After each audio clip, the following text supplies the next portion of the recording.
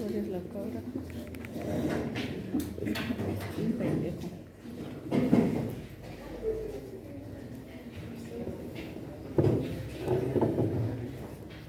Continuamos con el tema de hipertensión portal. Tenemos que está apuntando la clasificación, en donde está apuntando las hipertensiones portales no cirróticas, que son el 10% de las totales que hay.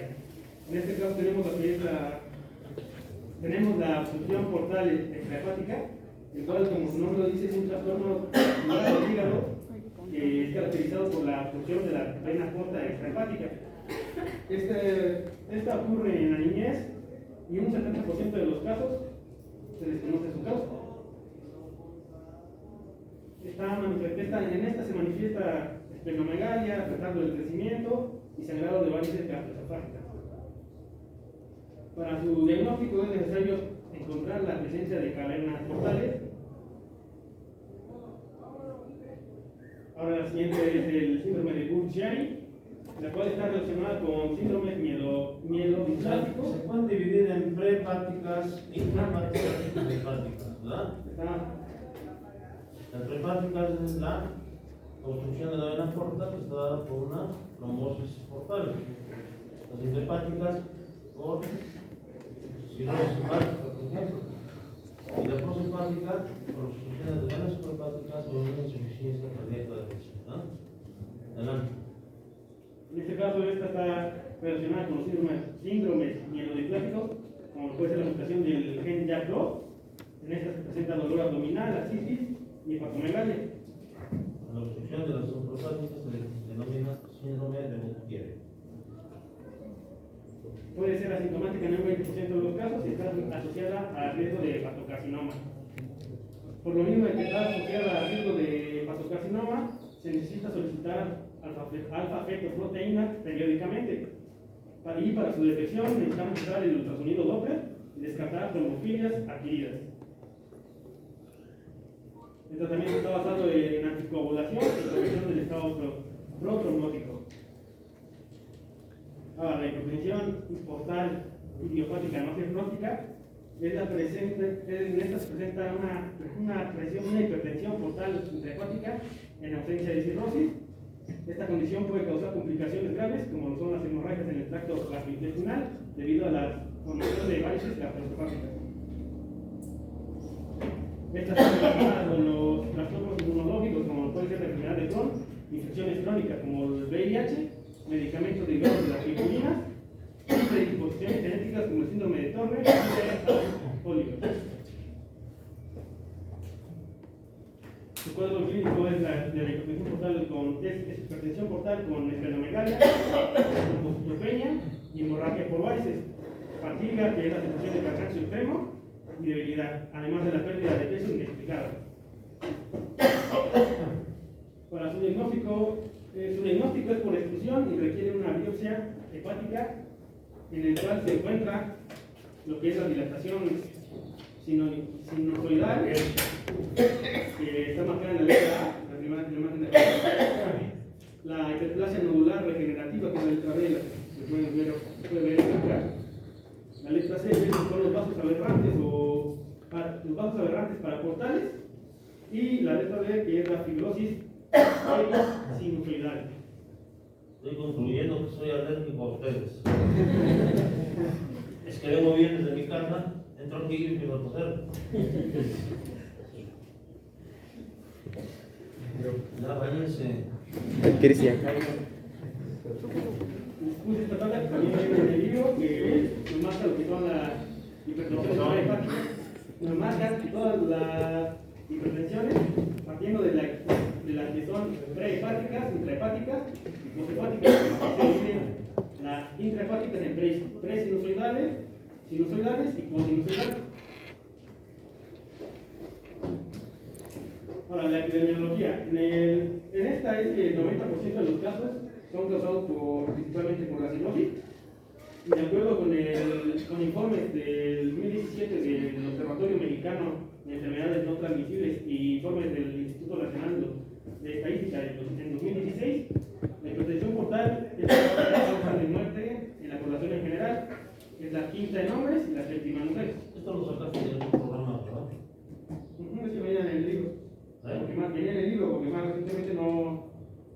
decía. Es que el otro grupo me presentó exactamente las mismas diapositivas. Copian y pegan. En lugar de ponerse a estudiar. Lo estudié el libro. Adelante.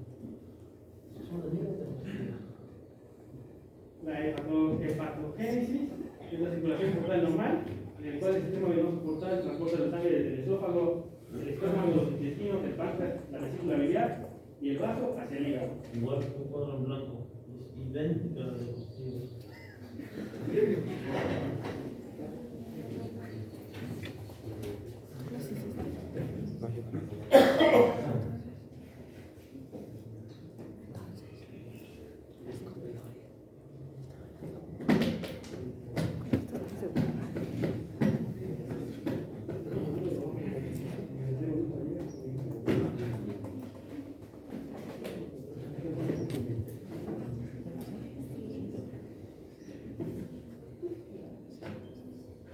Exactamente las mismas. Es que ayer presenté el tema y usted me dijo que lo volvía a presentar, pero no se confunde. No son las mismas diapositivas.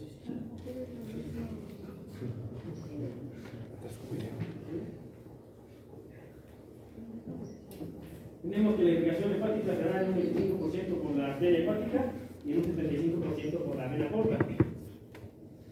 Esta irrigación está formada por la unión de la esférica superior y la esférica interstérica.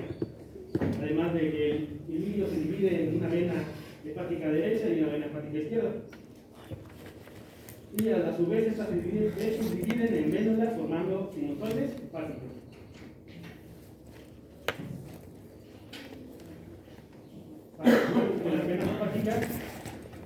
Las venas hepáticas y drenar, al final se dividen en las venas hepáticas y su drenar y drenar así la vena que va al interior. En el aumento de resistencia hepática tenemos que son las alteraciones estructurales en las sinusoides, lo que provoca que se disminuya el diámetro y esto contribuye a la resistencia, la disminución del diámetro. ¿Qué hacía? Digo que me equivoqué ahí.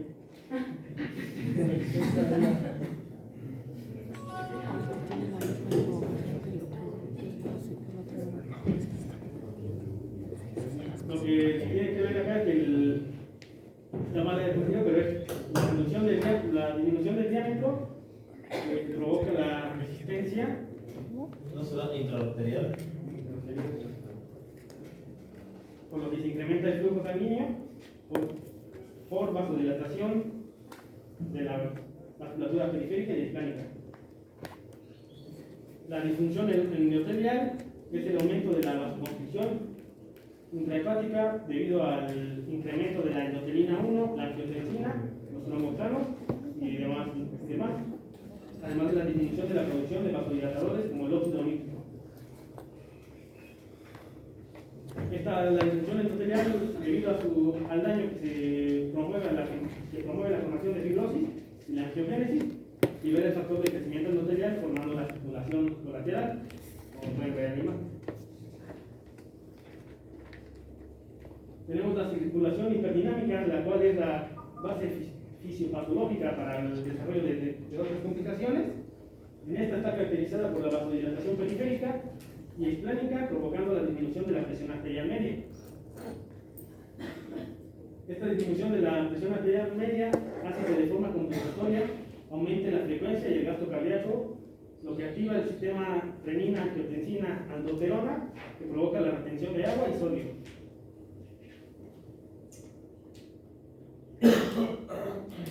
Para el diagnóstico es conformemente la presión portal, la manifestación de los signos como lo son la red venosa lateral, en el abdomen, la citis y el edema. Para este diagnóstico se puede ocupar la evaluación invasiva de la presión portal, el cual en el 1951 la más utilizada era la cateterización, el cual se determina el gradiente de la presión de la vena hepática por el cateterismo y resulta de la diferencia entre el PBHE y el PBHS.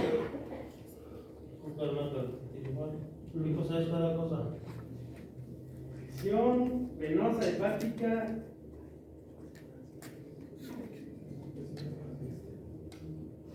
digo que pongan las palabras completas, sobre todo tienes espacio.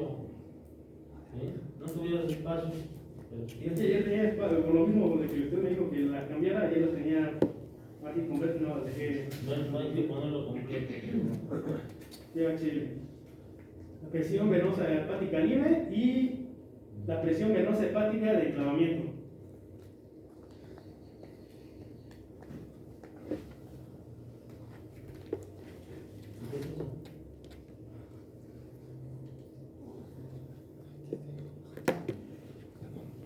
¿Buscaste si quieres eso? Me faltó.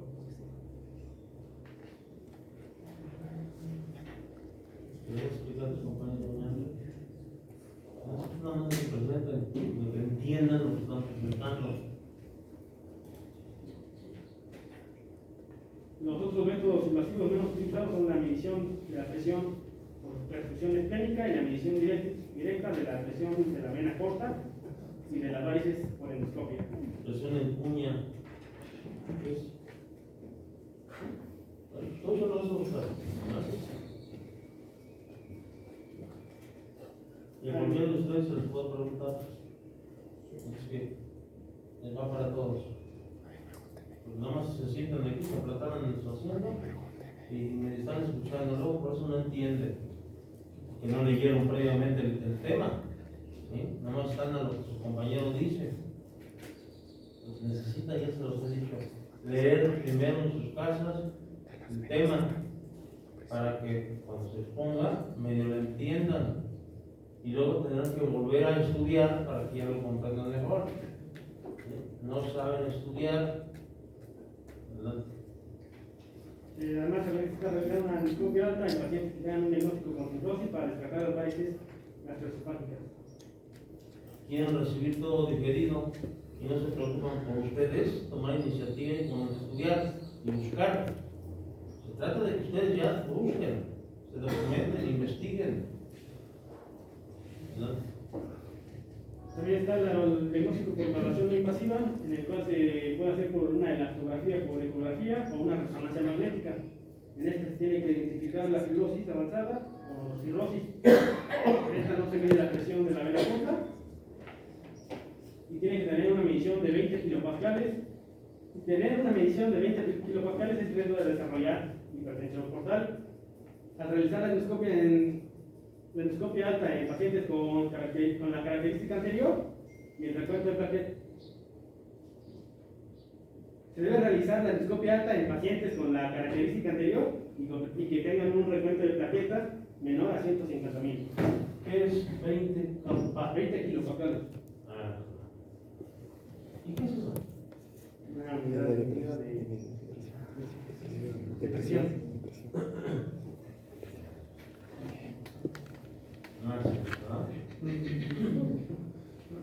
También está la ecografía Doppler, la cual es útil en pacientes con sospechas de hipertensión portal.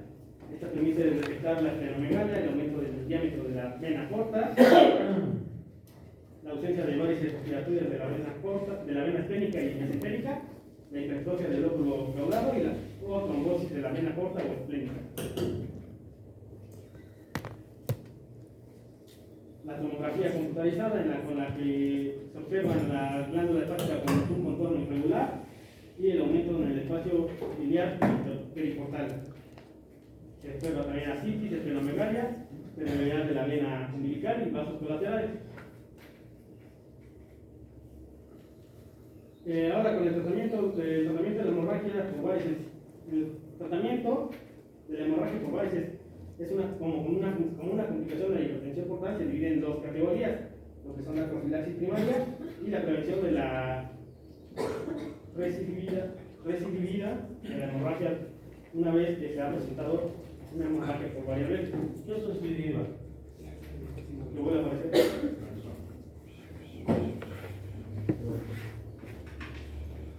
La profilaxis primaria tenemos que se necesita la detección sistémica por medio de endoscopia en pacientes con cirrosis, la administración de antagonistas beta adenérgicos no selectivos y la ligadura con bandas elásticas. Ligadura con bandas elásticas de las venas esofágicas, ¿no? De las varices. Adelante. La ligadura de las varices con banda, la ligadura de las varices esofágicas con banda se utiliza para controlar la hemorragia aguda en un 90% de los casos y se repetirá hasta que se haya logrado la obliteración de todas las varices. Ahora, con el tratamiento de la hemorragia aguda por varices, este implica el empleo de vasoconstrictores, por lo general son la somatostatina, además del taponamiento con globo,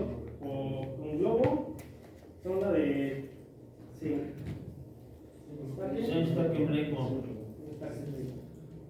o una sonda Minnesota en pacientes que no se someten al tratamiento endoscópico inmediato. Cuando un paciente ya lo habíamos visto en el sangrado digestivo alfa, está sangrando, hay que colocar una sonda de esofágico que tiene dos balones, uno larguito que es esofágico y uno que es redondito que va al fundus gástrico para hacer compresión en las venas del fundus gástrico. Y el larguito hace compresión en las varices esofágicas. Con eso se controla el sangrado. Con eso podemos salvar muchas vidas. Simplemente colocando una sonda de esofágico le salvan la vida al paciente porque cohiben de inmediato el sangrado. Creemos que es importante que el control de la hemorragia se logra en una gran parte de los casos. Sin embargo, la hemorragia puede volver a presentarse en casi todos los pacientes que no se hayan instaurado un tratamiento endoscópico definitivo.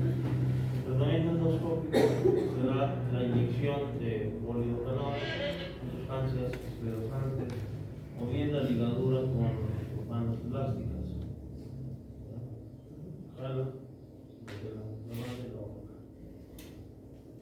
También tenemos que tener en cuenta que es importante cuando las varices esofágicas se extienden hacia la parte proximal del estómago, la ligadura en esos casos la ligadura con banda tiene menos éxito y en estas situaciones es cuando la hemorragia continúa procedente de las varices gástricas. Por eso la sonda de esofágico tiene dos balones, uno esofágico y uno gástrico que va a hacer compresión en las venas del fundus gástrico. Hay que traccionarlo, hay que jalarlo. Como complicaciones tenemos la hemorragia gastrointestinal, la cual es hecha por la presión aumentada en las venas, que puede provocar sangrado en el tracto gastrointestinal, lo cual puede ser potencialmente mortal. En ocasiones se pueden colocar cascos, así como el fútbol americano, a los pacientes, y la sonda se fija en una de las rejillas para que no se vaya,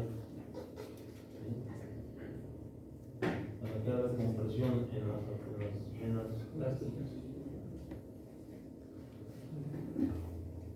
Además de que otra complicación es el síndrome hepatorenal, el cual es la complicación grave de la hipertensión portal que involucra la insuficiencia renal en pacientes con disfuncionalidad hepática avanzada. Por último, una de las complicaciones es la insuficiencia hepática en casos avanzados de hipertensión portal, la cual la hipertensión portal puede llevar a una insuficiencia hepática, la cual es una situación mortal en la que el hígado ya no puede realizar sus funciones normales. Como pronóstico tenemos que el pronóstico es variable en la hipertensión portal por cirrosis y depende mucho de las descompensaciones que se presenten. Hay que destacar que en cada episodio de hemorragia variceal la mortalidad es del 15 al 25% a las 6 semanas y el riesgo aumenta con otras descompensaciones. ¿Quieren que digamos 2 a 3 minutos? ¿Sí?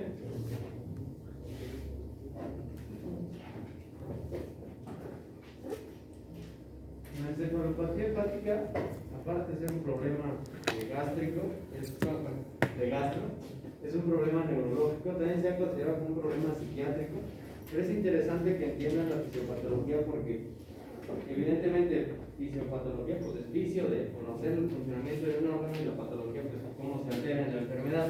Entonces, el funcionamiento normal del órgano nos permite, de un órgano nos permite subsistir. En este caso vamos a hablar de nuestro hígado. El hígado, yo creo que si a cualquiera le preguntan, por lo menos de este salón, yo creo que sabe que es quien se encarga de metabolizar todas las toxinas provenientes del cuerpo, y esto evita que esas toxinas tengan un efecto no deseado en cualquier estructura. Ahora bien, este síndrome, que es reversible, que tiene cambios cognitivos tanto en comportamiento y en personalidad, se puede dar en pacientes que tengan insuficiencia hepática aguda e insuficiencia hepática crónica. Recuerden que la cirrosis hepática no es lo mismo que insuficiencia hepática, que puede haber cirrosis con insuficiencia o sin insuficiencia.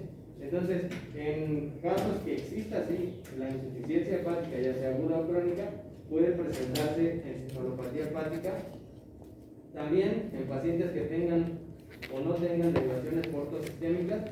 Acuérdense que cuando hay hipertensión portal, muchas veces se derivan la circulación a las venas cavas para que pues, evite el congestionamiento sanguíneo.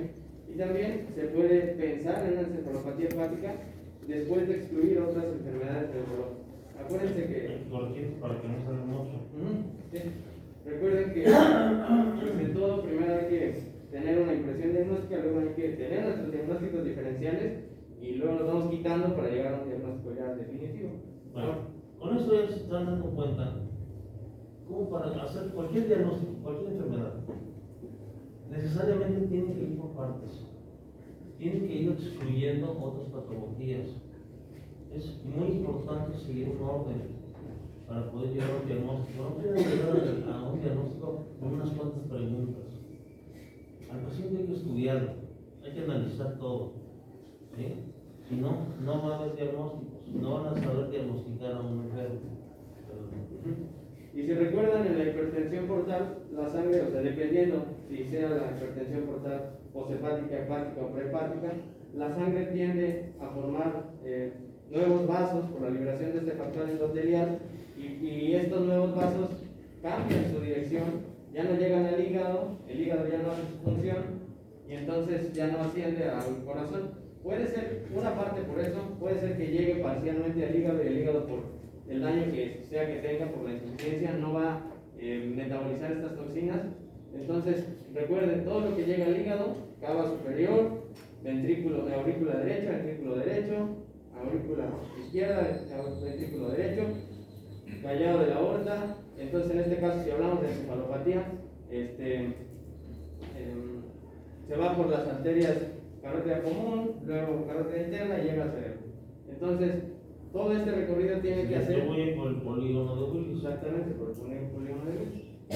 Y entonces, en este caso, puede que la sangre que está congestionada, al formar nuevos vasos y que se ve claramente con la red venosa colateral, pues puede ascender sin llegar al hígado, y entonces estas toxinas que tenemos en el cuerpo pueden afectar a nuestro cerebro. Recuerden que el cerebro es muy susceptible a cambios. En este caso... Bueno, aquí nuestras toxinas son sustancias como el amonio, que es el que va a originar la encefalopatía hepática, ¿verdad? Por eso los pacientes que tienen sangrado del tubo digestivo se les aplican enemas evacuantes, se les aplica lactulosa como laxante. Se trata de eliminar lo más pronto posible el contenido sanguíneo que hay dentro del intestino, porque cuando la sangre se comienza a descomponer hay sustancias, entre ellas el amonio, pero hay otras sustancias que son las que van a originar la encefalopatía hepática, ¿verdad? Por esa razón se aplican antibióticos como la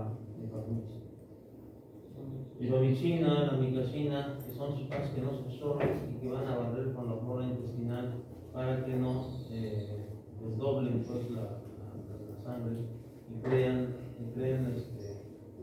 liberen sustancias que van a intoxicar el cerebro. Adelante. Y eso que dice el doctor es muy cierto, hay que tenerlo presente porque vamos a ir analizando. No puedo tratar aquí en comparación. Pues sí, pues sí, eso, casi eso es todo. Entender bien ese proceso, porque eso es lo que genera la encefalopatía. Acuérdense que el amonio se puede obtener en muchos lugares, del metabolismo de los hematomas que se tengan en cualquier lugar, de la sangre acumulada, del metabolismo de productos no carbonados como los lípidos, las proteínas, en este caso de los aminoácidos. Los aminoácidos se degradan al glutamato, luego las aminotransferansas se degradan al glutamato de amonio. En este caso también la glutamina, por el glutamato sintetasa puede dar amonio, pero el amonio se puede obtener de muchas formas. El amoníaco, recuerden que es un compuesto neurotóxico. Casi la mayoría de pacientes con cirrosis hepática tienen un 80%, el 80% de ellos tiene elevado el amoníaco. Ya vamos a ver que el porcentaje de pacientes con el porcentaje del amoníaco normal va del 11 al 20%. Eso tienen que tenerlo en cuenta. Entonces, el hígado lo que hace es transformarlo a glutamina, lo elimina en la bilis o se transforma en urea y se elimina en la bilis. Por ello es la importancia de que el hígado funcione. Ahora, el amoníaco se produce normalmente por la ingesta de proteínas, por la degradación de lípidos, por el metabolismo bacteriano, por eso lo que decía el doctor, que se dan antibióticos para eliminar la microbiota. También eso de la degradación de lípidos y la ingesta de proteínas es importante porque pacientes que ya tuvieron una encefalopatía hepática, la dieta va a jugar un papel importante. No se van a restringir por completo, pero no se van a dar, normalmente va a estar indicada una dieta alta en proteínas por la situación que hemos comentado. Cuando hay una producción anormal de amoníaco, vamos a ver que existe el desdoblamiento de los aminoácidos, como ya habíamos visto, para transformarse en amoníaco, y entonces se disminuye la respuesta inmune y hay una mayor absorción en el colon. Acuérdense que en el colon es donde mayor bacterias tenemos que metabolizan estas sustancias. Se disminuye también la transformación hepática o organismo de insuficiencia hepática. Los pacientes que tienen pérdida muscular, en este caso podemos hablar de pacientes que están llevando vías alternas de metabolismo, como gluconeogénesis, pueden desarrollar una encefalopatía hepática por la obtención tan grande de estos productos como el amoníaco o el amonio. También la pérdida muscular, ya lo habíamos hablado. El aumento del dióxido de carbono es interesante porque también hay que cuidar eso en estos pacientes. Se aumenta el dióxido de carbono. Recuerden que en nuestro cerebro tenemos núcleos que controlan la respiración. Estos quimiorreceptores causan alcalosis respiratoria. Abrimos un poco la puerta, por favor. Y entonces también hay que buscar eso en los pacientes que no exista alcalosis respiratoria. Y si sí, pues compensar con bicarbonato. ¿Qué más? El amonio, cuando ingresa por la circulación sanguínea, atraviesa la barrera hematoencefálica. Entonces aquí juegan un papel importante unas células que tenemos en nuestro cerebro que, ¿alguien sabe cuál es? La que se encarga de formar la barrera hematoencefálica. Los astrocitos. Los astrocitos, exactamente. Y fíjense lo que pasa aquí. El amonio, en niveles aumentados, sobreexpresa genes de acuaporinas 6. Y aquí, ¿se acuerdan en bioquímica para qué funcionaban las acuaporinas? Para transportar ¿qué? Agua. Entonces, ¿qué creen que pasa en el cerebro? Se deshidrata. Al contrario, si se abren los canales, hay un edema ligero por la expresión de acuaporinas. Se incrementan los receptores GABA. Acuérdense que tenemos un equilibrio entre glutamato y GABA. Glutamato excita, GABA deprime. Si se incrementa el GABA, se deprime.